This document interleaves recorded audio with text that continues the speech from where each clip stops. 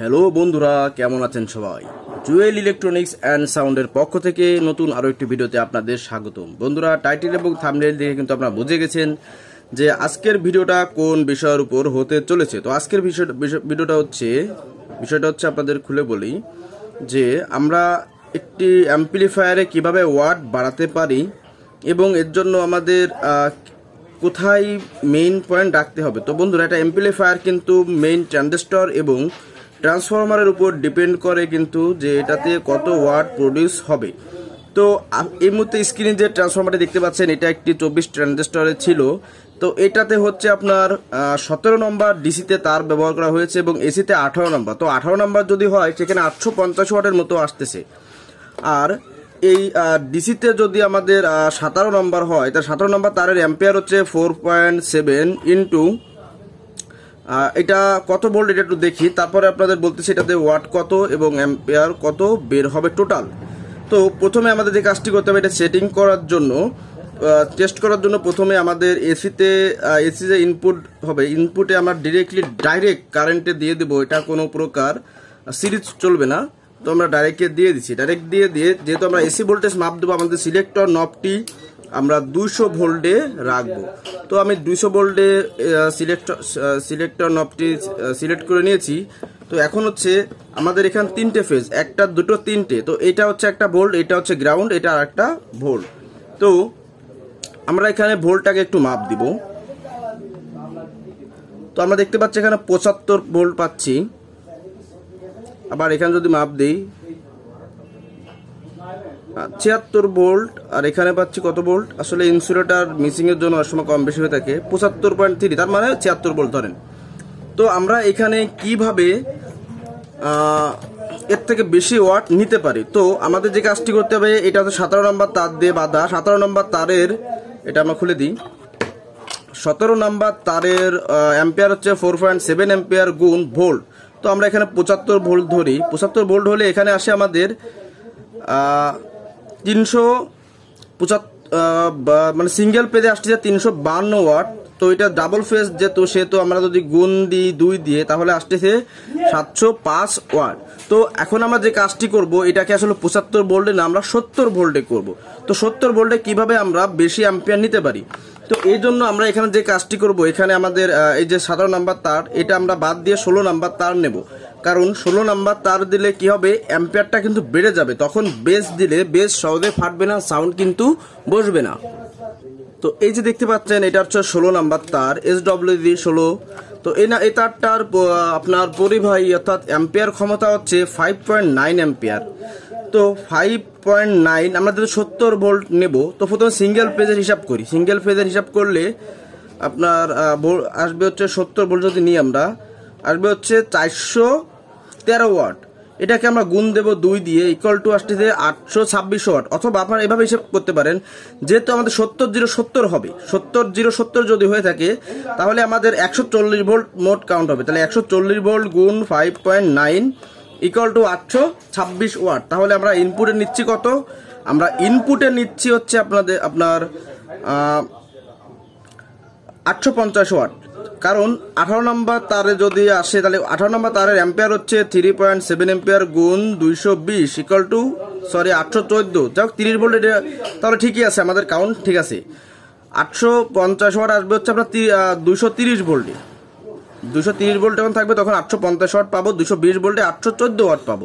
তো 814 ওয়াট থেকে আমরা 140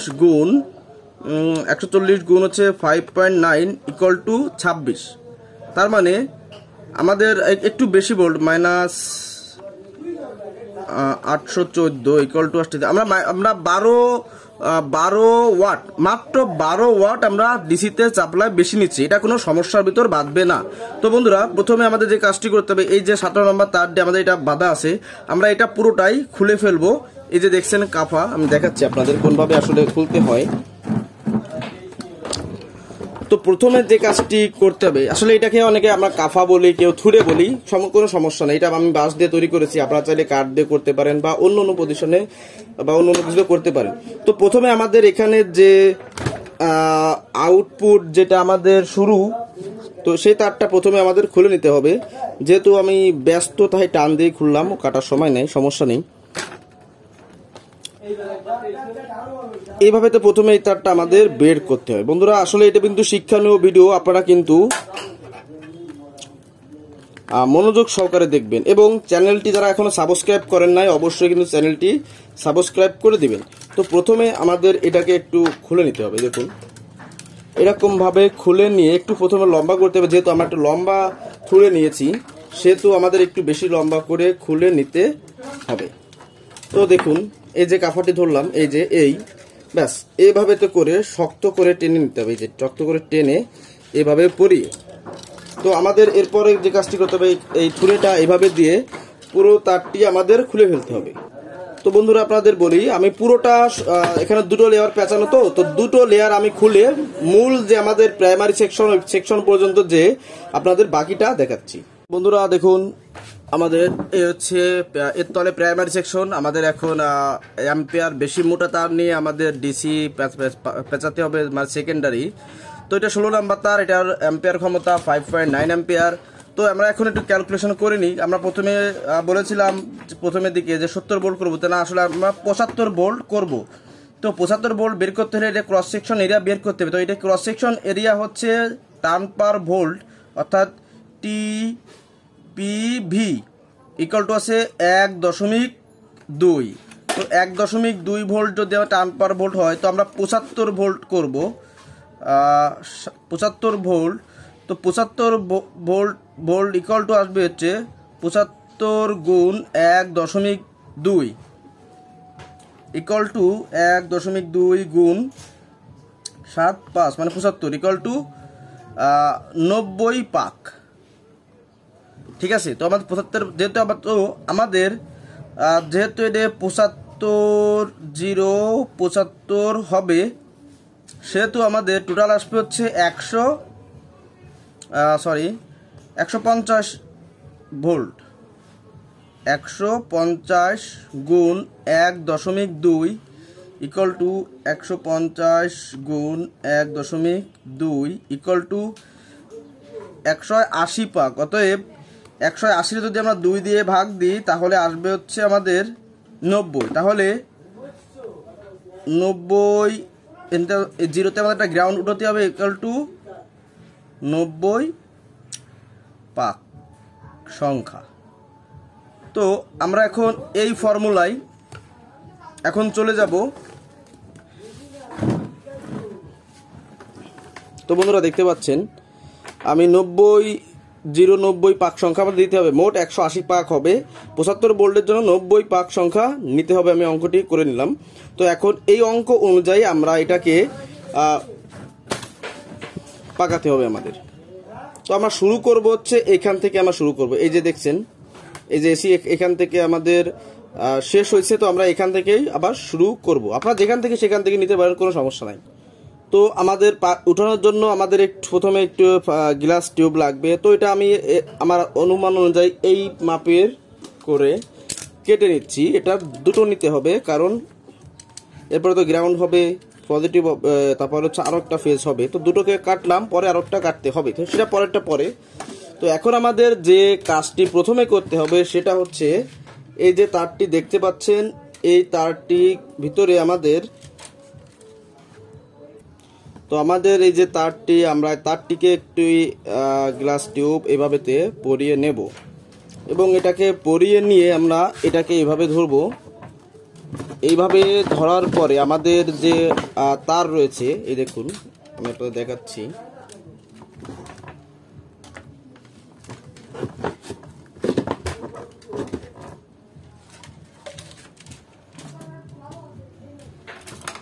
তো প্রথমে এটা আমরা ভিতরে দেবো। এইভাবে দেওয়ার পর আমরা এখান থেকে শুরু করব। তো দেখুন এই যে একটি পাক দিচ্ছি, দেখুন এই যে ঠিক এইভাবে এসে, তো আমরা কিন্তু 75 ভোল্ট হিসেবে এটাকে করতেছি।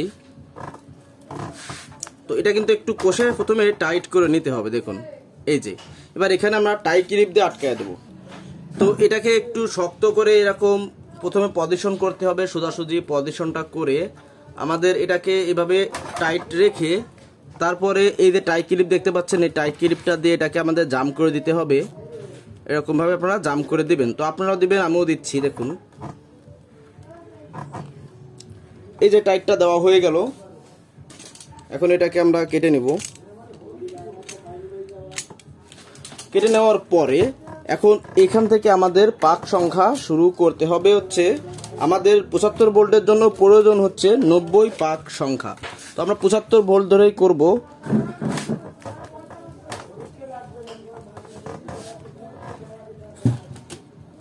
বন্ধুরা আমাদের প্রায় শেষ প্রান্ত পর্যন্ত পেঁচানো হয়ে গেছে। আমরা এখন এটা একটু গুনবো যে আসলে কত পাক সংখ্যা আমাদের হয়েছে। তো আমরা এই পাশে এখান থেকে গুনলে সুবিধা হবে, ফাঁকা ফাঁকা আছে এই জন্য।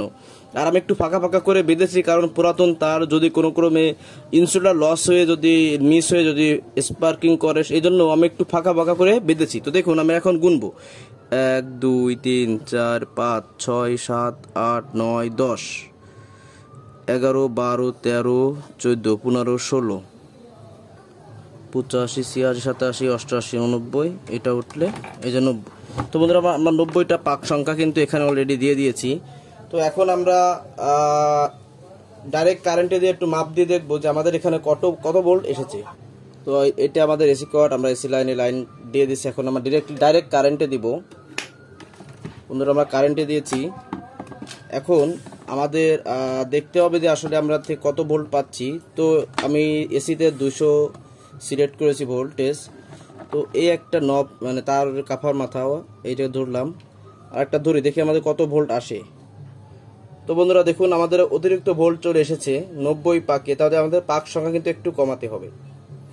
তো আমরা কিছু পাক সংখ্যা কমাবো, দেখি কয়টা পাক কমাইলে আমাদের ভোল্টেজ কমে। তো আমাদের 80 ভোল্ট আমাদের লাগবে হচ্ছে 75 ভোল্ট। তো আমি লাইনটা খুলে দিই। এবার আমাদের কয়েকটি পাক কমাতে হবে, আমরা 3টি থেকে 4টি পাক কমাবো। তো বন্ধুরা আমরা 5টি পাক সংখ্যা কমিয়ে নিয়েছি। এখন আমরা আবার ডাইরেক্ট কারেন্টে দিব। আমরা আমাদের বোর্ডটি কারেন্টে দিলাম।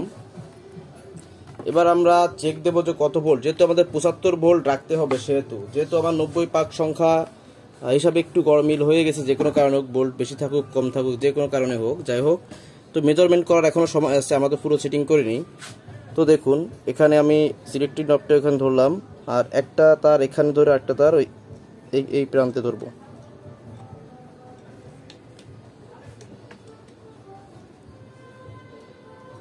তো বন্ধুরা দেখতে পাচ্ছেন 76 পাক সংখ্যা। তো আমরা এই পাকটা আসলে রেখে দেবো, আমরা পাক কমাবো না। 76.4 পাক ব্যাস। তাহলে আমাদের 85 পাকে 76.4 ভোল্ট আমরা পেয়েছি। 1-2 ভোল্ট ওরা কোনো ব্যাপার না। তো এখন এটা বন্ধ করে দিয়ে আমরা নেক্সট কাজগুলো করব। তো বন্ধুরা আপনাদের বলি, এই তারটা কিন্তু অনেক পুরাতন তার, যেহেতু আমি নিজে ব্যবহার করব এই জন্য আমি এভাবে আসলে বাঁধতেছি। অন্য কারোর জন্য করতে হলে আমরা এটা অন্য কাউকে আসলে করে দিতাম না, তো পুরোনো তার দিয়ে। তো দেখুন এখানে আসলে অনেকটা তার জায়গায় ইনসুলেটর লস আছে, মিস হয়ে গেছে, উঠে গেছে। তো আমরা যে কাজটি করবো, এখানে বার্নিশ করে এটাকে সুন্দরভাবে শুকিয়ে তারপর আমরা এখানে এরপরে আরেকটা আইসোলেটিং করে তারপর হচ্ছে আবার আমরা নেক্সট পাক শুরু করব। তো এখন এখানে আমরা গ্রাউন্ড করব কিভাবে, দেখুন এই যে দুটি তার দেখছেন, তারটা উঠে এসেছে আমাদের। তো এই পর্যায়ে আমি নিয়ে আসব, এসে ঠিক এইভাবেই আমি গ্রাউন্ডিং করে দেবো। ঠিক এইভাবে এইটা হচ্ছে আমাদের গ্রাউন্ড হবে। তার মানে একটা ভোল্ট এই যে ঘুরে আসছে, ওখান থেকে ঘুরে আসে এখানে গ্রাউন্ড হবে, এবং আরেকটা প্যাচ সংখ্যায় প্যাচ এভাবে যে তারপরে হচ্ছে আরেকটা ফেজ আমাদের বের হবে। এখন আমরা এই দেখতে পারতেছেন এই যে বার্নিশের কোটো নিয়েছি। আমরা এখানে বার্নিশ করবো। বার্নিশ করার আগে কিন্তু অবশ্যই বার্নিশের ক্যানটা আপনারা একটু ঝাঁকিয়ে নেবেন। এখানে আপনারা ছোটো পট দিয়েও নিতে পারেন। আর আগে বলে নিই, বার্নিশটা কিন্তু এদিকে দিব না, আমরা জাস্ট এইখান থেকে এইভাবে দিব যাতে নিচে নেমে যায় এবং নিচের জয়েন্টগুলো যেখানে গ্যাপ থাকে ওখানে পুড়ে যায়। এখানে আমরা এই পাশে কোনো প্রকার বার্নিশ দিব না, এবং এই সাইডে মোট কথা আমাদের ভিতরটা কভার রাখতে হবে। যেহেতু পুরাতন তার, এই পুরাতন তারের জন্য বার্নিশটা দিচ্ছি, নতুবা আমি বার্নিশ কিন্তু আসলে কোনোভাবেতেই এখানে দিতাম না। প্রথমে অল্প অল্প করে এভাবে দিয়ে দিতে হবে, কারণ একবার বেশি দিলে পড়ে যাবে, তলে চলে যাবে, পড়ে যাবে। এই জন্য অল্প অল্প করে দিতে হবে, খাবে আর দিতে হবে, খাবে আর দিতে হবে। বন্ধুরা দেখুন আসলে ব্যাপারটা হচ্ছে কি, কোনো কিছু করতে হলে আসলে একটা জিনিস তো অল্পতে হয় না। তো এভাবেতে আমরা যেভাবে এই যে বার্নিশ দিলাম, এইভাবে এই পাশ দেওয়ার পর এই পাশ যখন শুকিয়ে আসবে তখন আমরা এটাকে চিট করে, এখন এটা আছে এই পাশ তলে দিয়ে আমরা ওই সেম নিয়ম ওই পাশটাতেও বার্নিশ করে যখন শুকানো হয়ে যাবে তখন হচ্ছে আমরা দ্বিতীয় ধাপে চলে আসবো। তো বন্ধুরা আমাদের 85 পাক দেওয়া হয়ে গেছে এবং বার্নিশ করে এটাকে আমরা শুকিয়ে নিয়েছি। দেখুন কত সুন্দরভাবে এটা হয়েছে। এটা কিন্তু পুরনো তার, অনেক জায়গায় ইনসুলেটর উঠেও গেছে, তারপরেও আমরা এটাকে দিয়ে কাজ চালিয়ে দিয়েছি। তো এখন আমাদের এখানে যে কাজটি করতে হবে, আমরা এখানে আবারও এটাকে এক প্যাচ করে এটা আইসোলেট করে দেওয়ার পরে আমরা আবারও 85 পাক দিব। বন্ধুরা আমাদের পরবর্তী টোটাল পাক সংখ্যা এবং আইসোলেট সব কিছু কমপ্লিট এবং আমরা বার্নিশও করে শুকিয়ে নিয়েছি কিছুটা। তো আপনাদেরকে বলি, আমরা এখানে 75 ভোল্ট বের করেছি, আর এটার ওয়াট পাবেন, অ্যাম্পিয়ার পাবেন হচ্ছে 5.9 অ্যাম্পিয়ার পার সাইডে, টোটাল আসবে 11.8 অ্যাম্পিয়ার। তো বন্ধুরা দেখুন, আর সাথে কিন্তু আমি 12 ভোল্টের জন্য একটি তার বের করে নিয়েছি। এই যে দেখছেন, এটা 12 ভোল্টের জন্য ছোট করেছি, ধরেন 1.5 অ্যাম্পিয়ার, 12 ভোল্ট 1.5 অ্যাম্পিয়ার এরকম। তো আমরা এখন এটার ভোল্টেজটাকে পরিমাপ করব। তো ভোল্টেজটাকে পরিমাপ করার জন্য আমাদের সর্বপ্রথমে এটার যে এসি লাইন আছে, হ্যাঁ এই যে এসি লাইনটা দেখতে পাচ্ছেন, এসি লাইনে আমাদের এসি তার কারেন্টের লাইন দিতে হবে। তো আমরা 220 ভোল্ট সাধারণত স্ট্যান্ডার্ড থাকে। তো দেখুন বন্ধুরা, আমি এখানে তার লাগিয়ে দিয়ে এটাকে ডিরেক্টলি কিন্তু আমি ডিরেক্টলি এখন কারেন্টে দিয়ে দিব।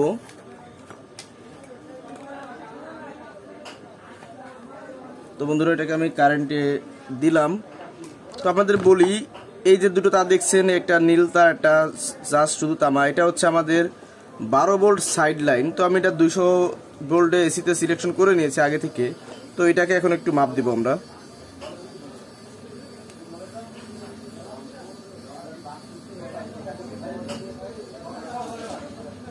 12.5 ভোল্ট। তো আমাদের এই ভোল্টটা ঠিক আছে।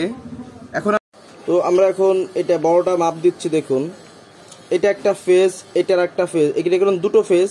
তো আমরা একটা ফেজ নেব আর একটা গ্রাউন্ড নিয়ে দেখবো আসলে কত ভোল্ট আমাদের বেরোয়। তো দেখুন বন্ধুরা 76.6, এটা ভোল্টেজ কম বেশি তারতম্য ভেদে এরকম হয়ে থাকে।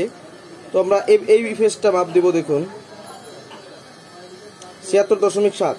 তার মানে অনেক সময় কিন্তু ইনপুটে ভোল্টেজ প্রেশার কম বেশির কারণে এরকম হয়। তো এখন আমি দেখা যাচ্ছে আমার এখানে ভোল্টেজটা একটু বেশি আছে। তো মূলত এটা 75 ভোল্টে করা, 1-2 ভোল্ট বেশি সমস্যা নয়, আর এটা বেশি হয় ইনপুটে ভোল্টেজ কম বেশির কারণে। তো বন্ধুরা আপনারা দেখলেন, তো আমি লাইনটা অফ করে দিই। তো আপনারা চাইলে এভাবে কিন্তু ট্রান্সফরমারের ওয়াটটা সেকেন্ডারিতে বাড়িয়ে নিতে পারেন।